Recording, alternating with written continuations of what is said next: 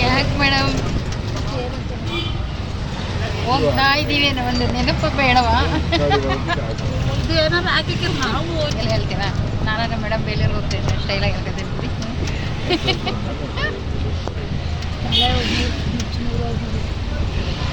ಆಟೋದಲ್ಲದ ನುಚ್ಚಿ ನೂರೇ ಆಯ್ತಾ ಇರೋದು ಮತ್ತೆ ಇದಕ್ಕೆ.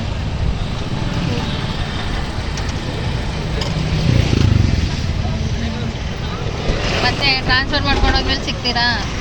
ಈಗ ಸಿಕ್ಕಿದ್ದೀರಾ ತಗೋಬೇಕು. ಆಯಿತು. Hi friends, welcome back to our channel Harani Selvakumar natural life Kannada vlog. So ಇವಾಗ ನಾನು ನಮ್ಮ ಮೇಡಮು ಮಧ್ಯಾಹ್ನ ಆಫೀಸಿಂದ ಸ್ವಲ್ಪ ಹೊರಗಡೆ ಕೆಲಸದ ಮೇಲೆ ಹೋಗಿದ್ವಿ. ಸೊ ಬಂದಾಯಿತು. ಸೊ ಅಲ್ಲಿಂದ ಈಗ ನಾನು ವ್ಲಾಗ್ ಸ್ಟಾರ್ಟ್ ಮಾಡ್ತಾಯಿದ್ದೀನಿ.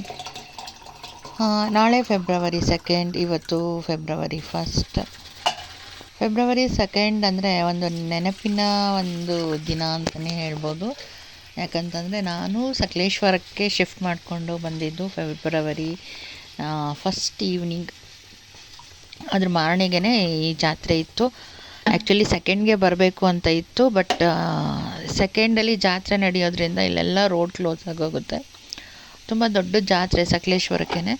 ಹಾಗಾಗಿ ನಮ್ಮ ಓನರು ನೀವು 1ನೇ ತಾರೀಕು ಸಂಜೆನೇ ಬಂದುಬಿಟ್ರೆ ಒಳ್ಳೆಯದು ಅಂತ ಹೇಳಿ ನಾವು 1ನೇ ತಾರೀಕು ಸಂಜೆನೇ ಶಿಫ್ಟ್ ಆಗಿದ್ದೆ. ಮಾರನೇ ದಿನ ಈ ಜಾತ್ರೆ ಇತ್ತು. ಸೊ ಹಾಗಾಗಿ ನಾವು ಇವತ್ತಿಗೆ 2 ವರ್ಷನ ಕಂಪ್ಲೀಟ್ ಮಾಡಾಯಿತು ಸಕಲೇಶ್ವರಕ್ಕೆ ಬಂದು. ನಿಜವಾಗ್ಲೂ ಟೈಮ್ ಹೇಗೆ ಓಡ್ತಿದೆ ಅಂತಲೇ ಗೊತ್ತಾಗ್ತಾ ಇಲ್ಲ. 2 ವರ್ಷ ಆಗೋಯ್ತಾ ಬಂದು ಅಂತ ಅನಿಸುತ್ತೆ. ಬಟ್ ಆ್ಯಕ್ಚುಲಿ ನಾನು ಆಫೀಸಿಗೆ ಬಂದು 3 ಇಯರ್ಸ್ ಆಗ್ತಿದೆ. ಬಟ್ ಮೇ ಬಂದರೆ, ಬಟ್ ಮನೆ ಖಾಲಿ ಮಾಡ್ಕೊಂಬಂದು 2 ವರ್ಷ ಆಗ್ತಿದೆ. ಸೊ ಅಂತೂ ಇಂತೂ ಹೆಂಗೋ 3 ವರ್ಷ ಕಂಪ್ಲೀಟ್ ಆಗ್ತಾಯಿದೆ. ಇಷ್ಟು ಬೇಗ ಒಂದು 3 ಇಯರ್ಸ್ ಮುಗ್ದೋಯ್ತಾ ಅಂತಂದರೆ ಹೌದು, ಎಷ್ಟು ಫಾಸ್ಟಾಗಿ ಆಗೋಗಿದೆ ಅಂತಂದರೆ ಗೊತ್ತೇ ಆಗಲ್ಲ. ದಿನಗಳು ಎಷ್ಟು ಬೇಗ ಕಳೀತಾ ಇದೆ, ಎಷ್ಟು ಬೇಗ ನಮ್ಮ ಜರ್ನಿ ಸಕಲೇಶ್ವರದಲ್ಲಿ ಕ್ಲೋಸ್ ಆಗ್ತಿದೆ ಅಂತ ಹೇಳೋಕ್ಕೆ ಬರಲ್ಲ. ಸೊ ಅಷ್ಟು ಫಾಸ್ಟಾಗಿ ಆಗ್ತಿದೆ. ನಾನು ಒಟ್ಟಿನಲ್ಲಿ ಮನೆ ಖಾಲಿ ಮಾಡ್ಕೊಂಬಂದು ಇಲ್ಲಿಗೆ 2 ವರ್ಷ ಆಗ್ತಾಯಿದೆ. ಇವಾಗ ಕಂಪ್ಲೀಟ್ ಆಯಿತು.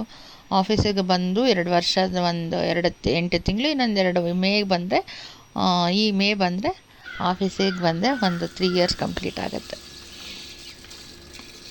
ಸೊ ಎಲ್ಲಾದರೂ ಮಧ್ಯೆ ಇವತ್ತು 2 ಫೆಬ್ರವರಿ ಅಂತ ನೆನೆಸ್ಕೊಂಡು ನಾನು ನಿಮ್ಮ ಜೊತೆ ವ್ಲಾಗನ್ನು ಶೇರ್ ಮಾಡ್ತಾಯಿದ್ದೀನಿ. ಸೊ ಸಕಲೇಶ್ವರ ಜಾತ್ರೆ ಅಂದರೆ ಅದೊಂದು ಸ್ಪೆಷಲ್.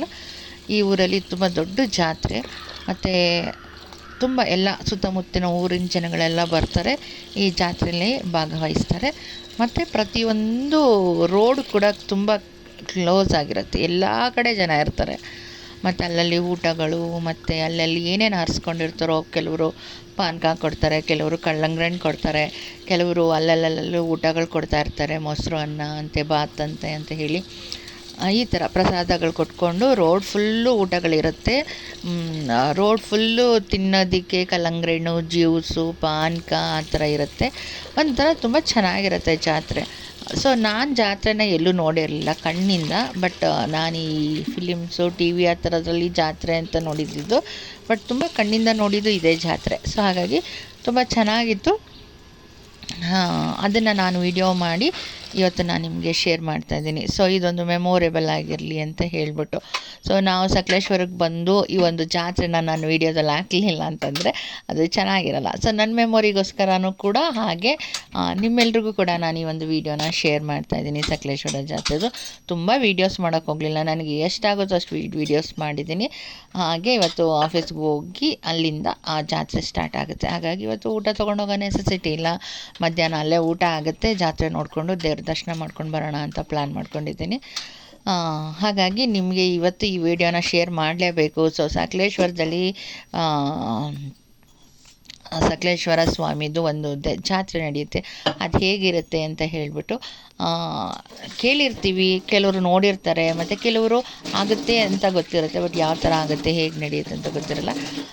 ಅಷ್ಟು ಜನಗಳು ಎಲ್ಲಿಂದ ಬರ್ತಾರೆ ಅಂತ ಗೊತ್ತಿಲ್ಲ. ಒಟ್ಟಿನಲ್ಲಿ ಸುತ್ತಮುತ್ತ ಊರಿನವರೆಲ್ಲ ಬಂದುಬಿಟ್ಟಿರ್ತಾರೆ.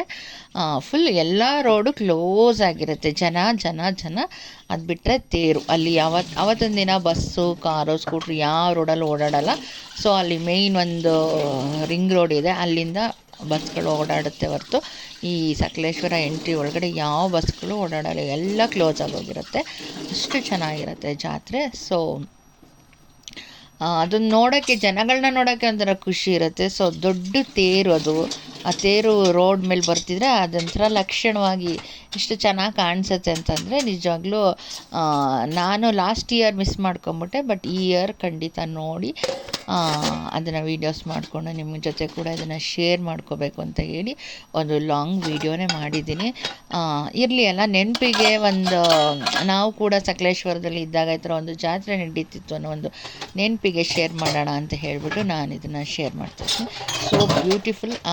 ನಿಮಗೆ ನೋಡಿದ್ರೆ ಗೊತ್ತಾಗುತ್ತೆ. ಆ್ಯಕ್ಚುಲಿ ನಮ್ಮ ಆಫೀಸ್ ಕೆಳಗಡೆ ಕಲ್ಲಂಗಡಿಗಳದ್ದು ರಾಶಿ ಗುಡ್ಡೆ ಹಾಕಿರ್ತಾರೆ. ಎಷ್ಟು ತಿನ್ಬೋದು ಅಷ್ಟು ತಿನ್ಬೋದು. ನಾನು ಕೂಡ ಅಲ್ಲಿ ಒಂದೆರಡು ಕಲ್ಲಂಗಡಿ ಇಸ್ಕೊಂಡು ತಿಂದ್ಕೊಂಡು ಜಾತ್ರೆ ನೋಡಿಕೊಂಡು ವಿಡಿಯೋ ಮಾಡ್ಕೊಂಡು ಇವತ್ತು ಬಂದು ಕಂಪ್ಲೀಟ್ ಮಾಡಿ ನಿಮಗೆ ಈ ಒಂದು ಇದನ್ನು ಎಡಿಟ್ ಮಾಡಿ ನಿಮಗೆ ನಾನು ಶೇರ್ ಮಾಡ್ತಾಯಿದ್ದೀನಿ. ಸೊ ಅಷ್ಟು ಕಲ್ಲಂಗಡಿ ಇರುತ್ತೆ. ಯಾಕಂದರೆ ಜಾತ್ರೆಗೆ ಬರೋ ಜನಗಳೆಲ್ಲರಿಗೂ ಸಿಗಬೇಕು ಅನ್ನೋ ಒಂದು ದೃಷ್ಟಿಯಿಂದ ಸುಮಾರು 1,000 ಮೇಲೆಯೇ ಅಂದ್ಕೊಳ್ಳಿ, 2,000, 3,000 ಅಥವಾ 5,000 ಇರ್ಬೋದೇನಪ್ಪ, ಅಷ್ಟು ಕಲ್ಲಂಗಡಿನ ತರ್ತಾರೆ. ಅದನ್ನು ಕತ್ತರಿಸುವಾಗ ಅದು ಸೌಂಡು, ಜನಗಳ ಸೌಂಡು ತುಂಬ. ಜಾತ್ರೆ ಅಂದರೆ ಅದು ಜಾತ್ರೆನೇ ಬಿಡಿ. ಸೊ ನಾನು ಕೂಡ ನೋಡಿರಲಿಲ್ಲ ಜಾತ್ರೆ ಅಂತಂದರೆ. ಸೊ ತುಂಬ ಚೆನ್ನಾಗಿದೆ. ಹಾಗೆ ಅಲ್ಲಿ ಒಂದು ದೇವಸ್ಥಾನ ಇದೆ. ಸೊ ಅಲ್ಲಿ ನಮ್ಮ ಓನರ್ ಹೋಗ್ತಾರೆ, ಮತ್ತು ಅಲ್ಲೆಲ್ಲ ಕಂಕಣ ಎಲ್ಲ ಕಟ್ಟಿಸ್ಕೊಂಡು ಅಲ್ಲಿ ಪೂಜೆಗೆಲ್ಲ ಇವರು 1 ವಾರ ಮುಂಚೆನೇ ಹೋಗ್ತಾ ಇರ್ತಾರೆ, ಬರ್ತಾ ಇರ್ತಾರೆ. ನಮ್ಮ ಓನರ್ ಹೋಗೋದು ನಾನು ನೋಡಿದ್ದೀನಿ. ಅವ್ರಿಗೆ ಕಂಕಣ ಕೂಡ ಕಟ್ಟಿರ್ತಾರೆ. ಅವರು ಮಟನ್ ಇಷ್ಟು ದಿನದಿಂದ ಅಂತ ಬಿಡಬೇಕು, ಅದೆಲ್ಲ ಮಟನ್ ಚಿಕನ್ ತಿನ್ನಬಾರ್ದು, ಏನೇನೋ ರೂಲ್ಸ್ ಇರುತ್ತೆ. ಸೊ ಅದೆಲ್ಲ ಆದಮೇಲೆ ಈ ಒಂದು ಜಾತ್ರೆ ನಡೆಯುತ್ತೆ. ಈ ಒಂದು ಜಾತ್ರೆ ವೀಡಿಯೋನ ನಾನಿವತ್ತು ನಿಮ್ಮ ಜೊತೆ ಶೇರ್ ಮಾಡ್ತಾಯಿದ್ದೀನಿ. ಸೊ ನೋಡ್ಕೊಂಡು ಬನ್ನಿ, ಮತ್ತೆ ಸಿಗೋಣ.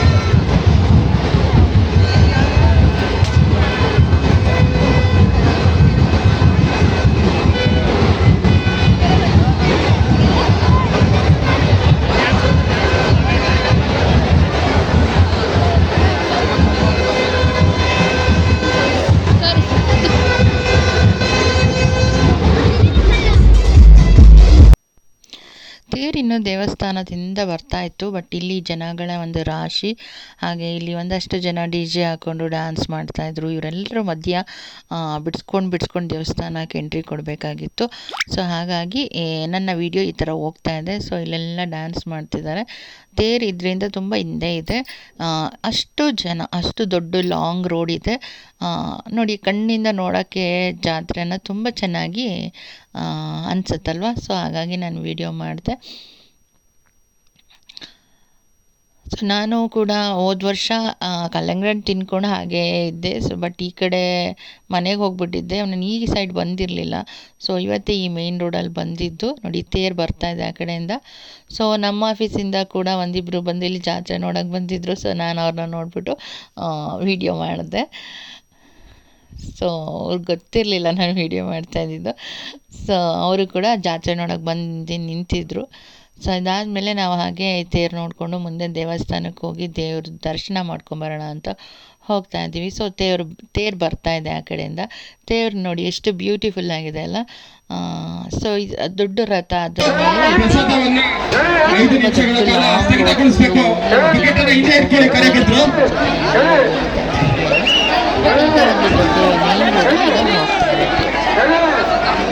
ಪ್ರಸಾದವನ್ನು ನಿಲ್ಲಿಸಬೇಕು. ಸೌಂಡ್ ಆನ್ ಮಾಡಬೇಡಿ ಅಣ್ಣ, 5 ನಿಮಿಷ ಆನ್ ಮಾಡಬೇಡಿ. ನಾನು 1ನೇ ತಾರೀಕು ಫೆಬ್ರವರಿ 1ನೇ ತಾರೀಕು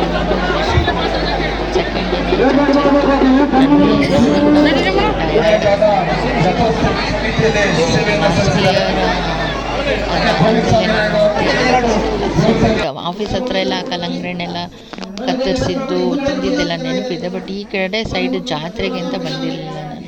ಸೊ ಇದು ದೇವಸ್ಥಾನ, ಸಕಲೇಶ್ವರ ಸ್ವಾಮಿ ದೇವಸ್ಥಾನ ಅಂತ ಹೇಳಿ. ಸೊ ದೇವಸ್ಥಾನಕ್ಕೆ ಬಂದಾಗ ನಾನು ದೇವ್ರದ್ದು ದರ್ಶನ ಮಾಡಿಕೊಂಡು ಹೋಗೋಣ ಅಂತ ಹೇಳಿ ಬಂದಿದ್ವಿ. ಸೊ ಇದು ಊಟ ಟೈಮ್ ಆಗಿದ್ದರಿಂದ ಸೊ ನಾವು ಆಫೀಸಿಂದ ಬಂದು ತೇರು ನೋಡಿಕೊಂಡು ದರ್ಶನ ಮಾಡ್ಕೊಂಡು ಹೋಗಿದ್ದಾಯಿತು.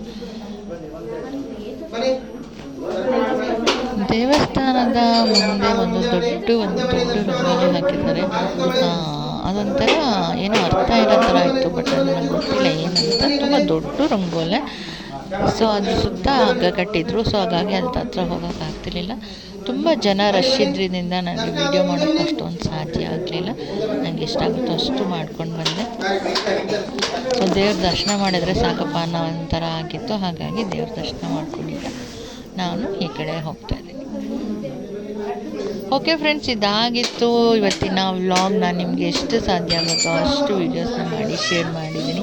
ಸೊ ಈ ಜಾತ್ರೆ ನಿಮ್ಗೆ ಹೇಗೆ ಅನ್ನಿಸ್ತು? ಸೊ ಯಾರೆಲ್ಲ ನನ್ನ ಚಾನಲನ್ನು ನೋಡ್ತಾ ಇದ್ದೀರೋ ದಯವಿಟ್ಟು ಸಬ್ಸ್ಕ್ರೈಬ್ ಮಾಡ್ಕೊಂಡು ನೋಡಿ, ಹಾಗೆ ಬೆಲ್ ಐಕಾನ್ ಪ್ರೆಸ್ ಮಾಡಿ. ಮತ್ತು ನನ್ನ ಒಂದು ಹೊಸ ವೀಡಿಯೋಸ್ದು ನೋಟಿಫಿಕೇಷನ್ಸ್ ನಿಮಗೆ ಸಿಗುತ್ತೆ. ಸೊ ಮುಂದಿನ ಒಂದು ವೀಡಿಯೋಂದಿಗೆ ಸಿಗೋಣ. ಸೊ ನಾನೀಗ ನೋಡಿ ದೇವಸ್ಥಾನ ಕೂಡ ತೋರಿಸ್ತಾ ಇದ್ದೀನಿ. ನಿಮ್ಮೆಲ್ಲರ ಒಂದು ಪ್ರೀತಿ ನನ್ನ ಚಾನಲ್ ಮೇಲೆ ಇರಲಿ. ಹಾಗೆ ಇದೇ ಥರ ಹೊಸ ವೀಡಿಯೋಂದಿಗೆ ಮತ್ತೆ ಸಿಗ್ತಾ ಇರ್ತೀನಿ. ಅಲ್ಲಿವರೆಗೂ ನಮಸ್ಕಾರ.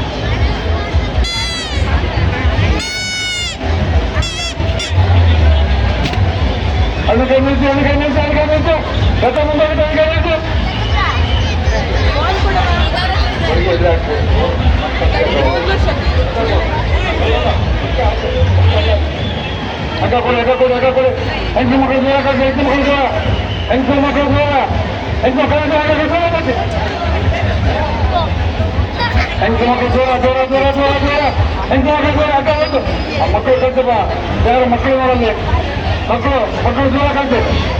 ಹೆಂಗಸು ಮಕ್ಕಳು ದೂರ ಕಾಣ್ತೆ. ಹೆಂಗಸು ಮಕ್ಕಳು ದೂರ ಕಾಣ್ತೆ. ಬೋಸ ಮುಂದೆ ಹೋಗಬೇಕು. ನಂದು ದೊಡ್ಡ ಕಟ್ಟಿ ಮುಂದೆ ಕಾಣ್ತೆ. ನಂದು ದೊಡ್ಡ ಕಟ್ಟಿ ಮುಂದೆ. ನಂದು ದೊಡ್ಡ ಹೇಳಬೇಕು. ನಂದು ದೊಡ್ಡ ಬರಿಗಂಡ ಆಯ್ತೆ.